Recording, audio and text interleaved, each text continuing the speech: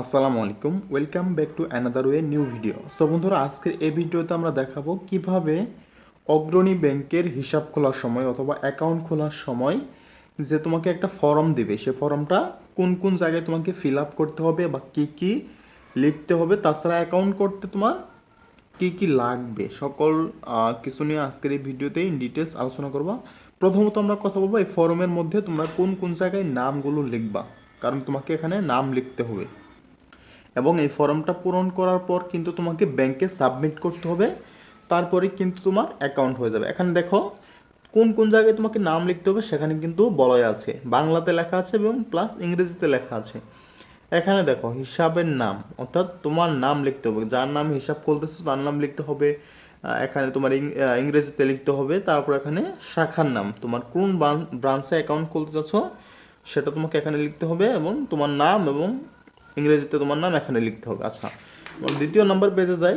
ব্যাংকের কর্মকর্তা তোমাকে সিল দিয়ে দিবে একটা করে। তুমি যেদিন ফর্মটা সংগ্রহ করবা সেদিন তোমাকে সিল দিবে যে কোথায় কোথায় তোমাকে সাইন করতে হবে। যেমন আমাকে এখানে তারা সিল মেরে দিয়েছে যে আপনাকে এখানে সাইন করতে হবে।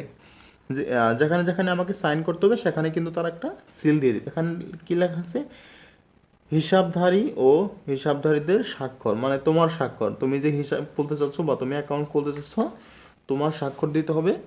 আর 3 নাম্বার পেজে হচ্ছে তোমাকে কি করতে হবে, এখানে কিন্তু হিসাবের শিরোনাম, তারপর তোমার হিসাবের প্রকৃতি, এখানে তোমার এখানে সঞ্চয় আছে, চলতি আছে, এসএনডি আছে, এফসি আছে, বা সবগুলো আছে। তুমি যে অ্যাকাউন্ট খুলতে যাচ্ছ সেগুলোতে টিক মার্ক দেওয়া। তারপর তোমার এখানে দ্বিতীয় অংশে ব্যক্তি সংক্রান্ত তথ্যাবলী, মানে তোমার তথ্যাবলী দিতে হবে। তোমার হিসাবধারীর নাম, অর্থাৎ তোমার নাম দিতে হবে, জন্ম তারিখ দিতে হবে, পিতার নাম, মাতার নাম, বা তারপর হচ্ছে তোমার পিতা মাতার নাম লিখতে হবে, জাতীয়তা লিখতে হবে, লিঙ্গটি টিক দিতে হবে যে কোনো একটিতে, তুমি যে লিঙ্গের হয়ে থাকো না কেন। এভাবে কিন্তু সবগুলো দেওয়া আছে। তোমরা এই ব্যক্তিগত সংক্রান্ত তথ্যটা ফিল আপ করবা। এটা হচ্ছে 3 নম্বর পেজে। তারপরে হচ্ছে তোমার 4 নাম্বার পেজে কিন্তু তোমাকে এখানে পরিচয়পত্র, জাতীয় পরিচয়পত্র নাম্বার, এগুলো লিখতে হবে, জাতীয় পরিচয়পত্র নাম্বার লিখতে হবে। তারপর এখানে তৃতীয় অংশে কি আছে, নমিনি সংক্রান্ত তথ্যাবলী, বা তুমি যে অ্যাকাউন্ট করার সময় নমিনি দিবা। আমি একটা কথা বলে রাখি, এখানে কিন্তু নমিনির তথ্য দিতে হবে। আর অ্যাকাউন্ট করতে কী কী লাগবে সেটা হচ্ছে তোমার নমিনির 1 কপি ছবি এবং তোমার 2 কপি ছবি, যার নামে অ্যাকাউন্ট হবে তার 2 কপি ছবি এবং নমিনির 1 কপি ছবি। তারপর নমিনির একটি ভোটার আইডি কার্ডের ফটোকপি। তারপর তোমার হচ্ছে একটা এনআইডি কার্ডের ফটোকপি, এই দুইটা লাগবে। আর তোমার 500 টাকা লাগতে পারে অ্যাকাউন্টে জমা রাখার জন্য।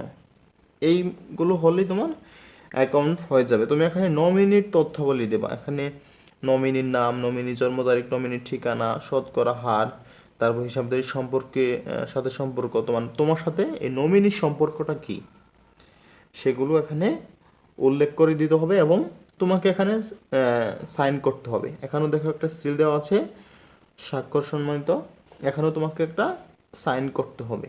আচ্ছা, তারপর তোমার ছবি লাগবে, এগুলা তুমি ছবি জমা দিলে ব্যাংক কর্মকর্তা তোমাকে করে দিবে। তারপরে সেম ক্ষেত্রে আবার নতুন আরেকটা পেজ দেখো। এখানেও কিন্তু তুমি যেগুলো পারো তুমি সবগুলো তোমাকে ফিল আপ করতে হবে এমন না, আর কিছুটা তারা নিজেরাই ফিল আপ করে নেবে। আচ্ছা, আমাদের আপাতত এই পেজে কাজ নাই, শুধুমাত্র উপরে নামটা লিখতে হবে। তারপর এখানেও আবার সেমভাবে এটা কিন্তু 2 নাম্বার বই, এখানে 2টা বই দিবে তোমাদেরকে। প্রথমটা আমরা ফিল আপ কমপ্লিট করেছি, তারপর হচ্ছে এটা। এখানেও তোমাকে তোমার নাম, হিসাবের প্রকৃতি, হিসাব খোলার উদ্দেশ্য কি, এগুলো লিখতে হবে। সো তুমি যেগুলো পারবা সেগুলো ফিল আপ করবা, আর বাকিগুলা তুমি সেখানে গিয়ে তাদের বলবা, তারাই ফিল আপ করে দিবে। এখানে পরিচয়পত্র যে কোনো একটি, পাসপোর্ট নাম্বার বা জাতীয় পরিচয়পত্র নাম্বার তোমরা দেবা, তোমাদের যেটা আছে যার যেটা সেটাই দেবো। আচ্ছা, এখানে কোনো সাইন করতে হবে না, আর এই পেজে তোমার কোনো কিছু লিখতে হবে না। আচ্ছা, আমরা আসলাম এই পেজে। সেমভাবে তোমাকে এখানে তাই লিখতে হবে, তোমার নাম, তোমার হিসাবের কারণ কি, জন্ম তারিখ, পিতামাতার নাম, এগুলাই লিখতে হবে। এগুলা দেখিয়ে দেওয়ার কোনো কিছু নাই, কারণ এখানে দেওয়া আছে মাতার নাম, পিতার নাম, এগুলো যেখানে যেটা আছে সেখানে সেই নামটা লিখে দেব। আচ্ছা, তারপরে নেক্সট পেজে কি, নেক্সট পেজে তোমার এখানে কোনো কাজ নাই, এখানে তোমার কোনো কাজ নাই, এখানে তোমরা চাইলে ওগুলো পড়তে পারো। গ্রাহকের ঝুঁকি নিম্নরূপ ফর্ম, এগুলো তোমরা একটু সুন্দর করে পড়ে নিবা। আচ্ছা, এগুলো কিন্তু পড়ে নিবা তোমরা। এখানে কিন্তু তাদের ব্যবসা ও পেশা সংক্রান্ত ঝুঁকি এগুলো দিয়েছে তারা, এগুলো তোমরা লিখে নিবা। তারপরে সে লাস্ট পেজের আগের পেজগুলোতে এখানে তোমার কি আছে, হিসাবের নাম, তারপর পেশা, এগুলো লিখতে হবে তোমাকে। এগুলো না লিখলেও সমস্যা নাই, তোমরা যেগুলো পারো না সেগুলো ব্যাংক কর্মকর্তার কাছে দেবো, সেগুলো লিখে দেবো। আর এখানে নেক্সট করে তোমার একটা পেজ বের হয়েছে, দেখো এখানে তোমাকে সাইন করতে হবে।